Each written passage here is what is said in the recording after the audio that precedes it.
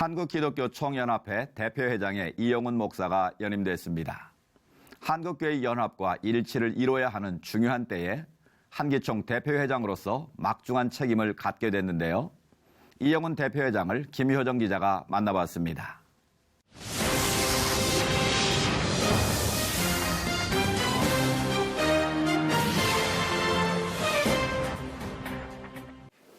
대표회장님 안녕하세요. 안녕하세요.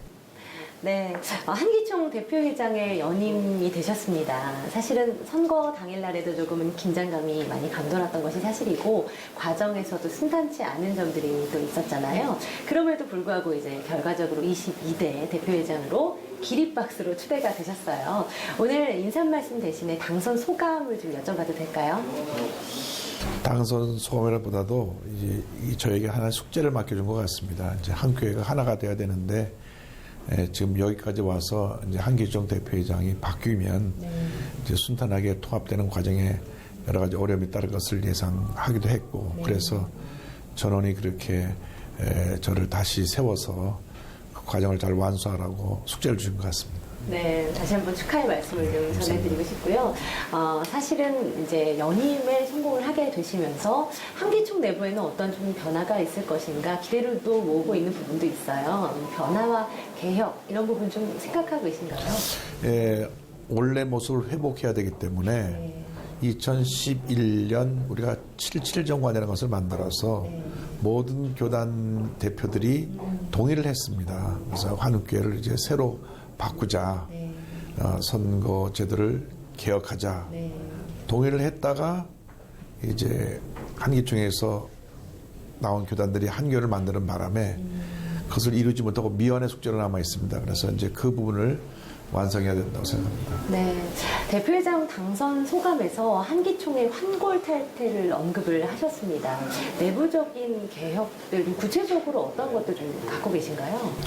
글쎄요, 우리 한국교회가 가장 본적인 병폐가 선거 때마다 다가오는 여러 가지 부작용, 후유증입니다. 그래서 이제 그러한 선거제도 개혁 그리고 앞으로 한국교회 건전한 보수교단을 세우는 일, 그러니까 여러 가지 문제가 되고 이 이단에 연루가 됐다고 하는 그러한 얘기를 듣는 단체들이 기독교 연합기관에는 이제 발붙지 못하도록 그런 것도 이제 일을 마무리해야 될 거라고 생각을 하고요.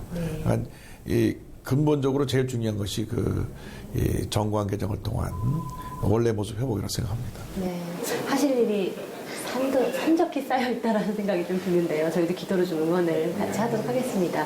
대표장님 또 지난 1월 9일이죠. 한국교회 총연합회 가칭 한교총이 출범을 했습니다. 사실 이 한교총이 출범을 하면서 한기총과의 관계에 대해서 좀 의견이 분분한 상황이기도 해요. 이게 흡수냐, 합병이냐 여러 가지 좀 의견들이 있는데요. 이 부분에 대해서 좀 명쾌하게 소식을 좀. 한국교회 총연합회는 현재 교육부에 등록되어 있는 22개 교단장들이 모여서 만든 연합체입니다. 하나의 네트워크이고요. 어떤 그 구속력을 갖고 있는 단체는 아니고요. 그 교단장들이 같이 의논하기를 법인체는 문광부 산하에 유일하게 등록되어 있는 법인단체를 우리가 사용하자. 그렇게 합의를 했기 때문에 앞으로 그 수순을 밟아가면 된다고 생각합니다. 네. 한국교회 연합을 위해서 사실은 교단마다 부단히 그동안 또 대표장님께서도 애를 많이 써 오셨지 않습니까? 또 성도들과 모든 교회들의 열망이기도 한 상황일 텐데요. 한교총 출범 이전에 사실은 한기총과 한교연이 같은 테이블에 앉아서 완전한 연합을 이루었으면 하는 바람이 있었지만 사실 조금 어려움이 있었어요. 그럼에도 불구하고 이제 지난 2월 2일이었죠. 교단장회의에서는 한교연 측에서도 조금은 변화된 모습을 좀 보여줘서 기대감을 또 많이 모으고 있는 상황입니다. 완전한 연합을 위한 보관이 좀 있으신가요? 그래서 저는 이제 한교연요원의 새로 대표회장 되신 정승욱 목사님이 저하고 몇 차례 대화 나누면서 이 부분에서 완전히 저거 동의를 했습니다. 그래서 또 고시영 목사님이 통합추진위원장이기 때문에 한기총 한교연이 먼저 하나 되는 일은 큰 어려움이 없다고 저는 생각합니다. 제가 너무 낙관적으로 생각하는 건지 몰라도 지금에는 그게 그런 어려움이 없겠다고 저는 생각합니다. 왜냐하면 지금 시대적인 요구 사항이기도 하고 한국교회가 지금까지 분열을 거듭해 왔는데 올해 종교개혁 500주년에 하나가 안 되면요. 앞으로 우리 한국교회가 한국 사회에 희망을 줄 수가 없습니다. 그렇습니다. 대사회적으로나 내부적으로나 지금 말씀하셨듯이 정말로 교회가 힘을 모아서 해결해야 될 문제들이 점점 더 많아지고 있는 것 같습니다. 우리가 좀 힘이 분산되지 않도록 하는 것이 굉장히 중요할 것 같은데요. 같은 생각 갖고 계시지요? 네. 그러니까 132년 전에 이제 감리교, 장로교, 성에서 같이 들어왔을 때 초기 모든 세력은 다 같이 함께 했습니다. 모든 그 모임, 무슨 중요한 행사 또 3.1운동까지도 기독교가 똘똘 하나가 됐는데 지금은 중요한 이슈에 대해서 각기 다른 소리를 내기 때문에 또 분산되어 있기 때문에 힘이 약화되어 있어요. 우리가 선한 영향을 끼치려면 어쨌건 전체가 하나가 되어서 뭐 동성애 문제라든지 이슬람 문제라든지 이런 여러 가지 현안에 대해서 적극적으로 대처해야 된다고 생각을 합니다. 네, 목사님도 개인적으로도 한국교회에 또 가장 큰 영향을 미치고 있는 이제 신복음교회를 올해도 이제 이끌어가게 되실 텐데요. 가장 중점적으로 두고 계시는 혹은 성도들이 가장 강조하고 계시는 목회 철학이 있다면 좀 듣고 가고 싶어요. 네, 저희가 이제 올해 59주년이고 내년 60주년을 맞이합니다. 그래서 이제 60주년을 맞이하면서 우리 교회가 어떠한 방향으로 나아가야 될 것인가를 고민하는 한 해가 될 것입니다. 그것은 성경의 가르침 그대로 초대교회 모습을 회복하자. 초대교회에서는 딱 두 가지 했습니다. 하나는 복음을 전하는 일, 또 하나는 구제하는 일이었습니다. 그래서 여도순 보건교회도 성의 역사를 강조하면서 사랑 실천에 힘쓰는 교회가 돼야 되겠다. 저희 교회 예산의 3분의 1이 구제하고 선교 쪽으로 배정이 됐거든요. 그래서 사랑을 실천하는 교회, 성의 역사로 말미암아 복음을 전하는 교회, 그리고 성도들이 말씀 안에서 날마다 새롭게 변화되는 교회, 그런 교회를 꿈꾸고 있습니다. 말씀 잠깐 주셨지만 올해는 또 마틴 루터 종교개혁 500주년 기념하는 해이기도 합니다. 한국교회가 가장 먼저 해야 될 거 어떤 거라고 보시나요?